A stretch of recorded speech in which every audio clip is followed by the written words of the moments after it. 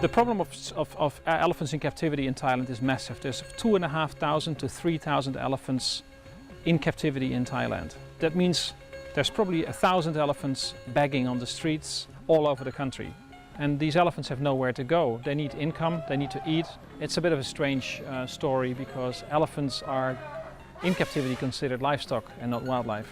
So people can own elephants in Thailand legally. Usually to get elephants off the street is a very big thing. You have to talk to the owners, you have to persuade them to give up the animals, to live them in a better environment. For them it means a better environment for the elephants, basically for them less money in the pocket. So it's very hard. And it usually works out if there's something going on with the animal, and in most cases it means if the animal had an accident or the animal has been sick or is sick at the moment, and we try to get the elephant to come here.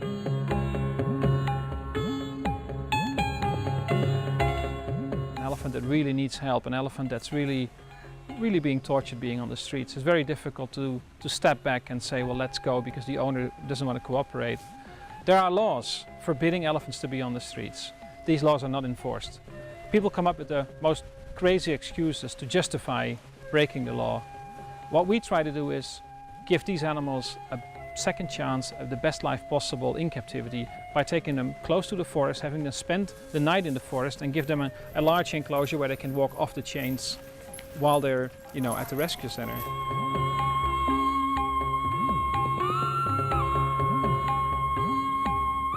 We set up the Elephant Refuge and Education Center in 2003 and currently are housing 6 elephants here. Running a facility as the Elephant Refuge and Education Center is an expensive operation because maintaining the elephants is expensive, feeding them, the care of the people.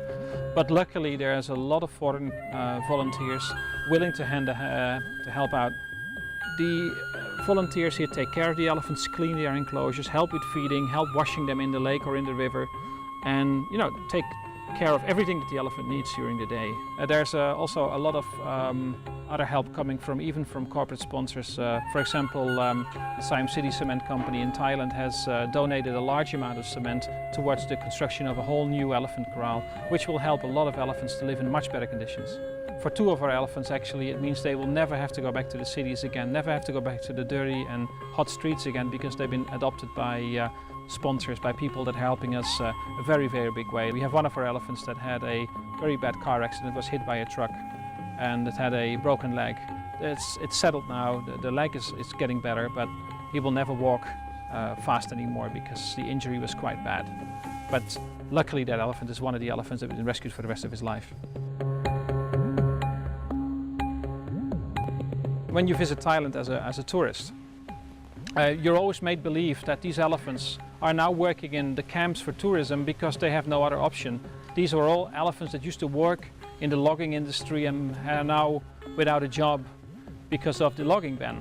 Well, that is absolutely not true. Most of the elephants that are working at the elephant camps are young elephants that were not even born when the logging stopped.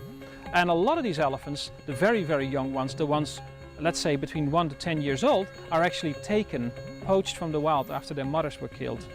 And for that reason, knowing that, and I think most people should know that, there should be awareness about this, people should not ride elephants in elephant camps. If you want to see elephants and enjoy the sight of elephants, go to a national park and see them in the wild. That is still very easy to do in Thailand, and it's definitely more contributing to the conservation of elephants than anything else.